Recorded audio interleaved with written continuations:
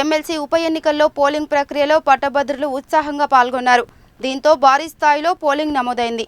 చాలా చోట్ల పోలింగ్ ముగిసే సమయానికి కూడా ఓటర్లు పోలింగ్ కేంద్రాలలో బారులు తీరి ఉండటంతో వారికి ప్రత్యేకంగా టోకెన్లు జారీ చేసి ఓట్లు వేసే అవకాశాన్ని కల్పించారు.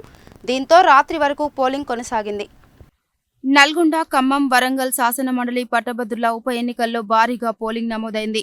ఈ నియోజకవర్గ పరిధిలోని సిద్దిపేట, జనగాం, హన్మకొండ, వరంగల్, మహబూబాబాద్, ములుగు, జయశంకర్ భూపాలపల్లి, భద్రాద్రి కొత్తగూడెం, ఖమ్మం, యాదాద్రి భువనగిరి, సూర్యాపేట, నల్గొండ జిల్లాలలో పెద్ద ఎత్తున పోలింగ్ నమోదైంది. యాదాద్రి భువనగిరి జిల్లాలో అత్యధికంగా 78.59% పోలింగ్ నమోదు కాగా, ఖమ్మం జిల్లాలో తక్కువగా 67.62% పోలింగ్ నమోదైంది.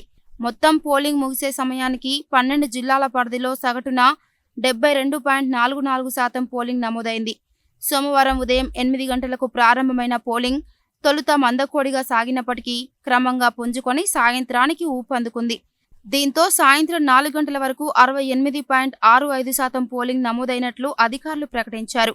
పోలింగ్ ముగిసే సమయం సాయంత్రం 4 గంటలు దాటినప్పటికీ చాలా పోలింగ్ కేంద్రాలలో ఓటర్లు బారులు తీరి ఉండడంతో వారందరికీ అధికారులు ప్రత్యేకంగా టోకెన్లు జారీ చేసి ఓట్లు వేసే అవకాశం కల్పించారు.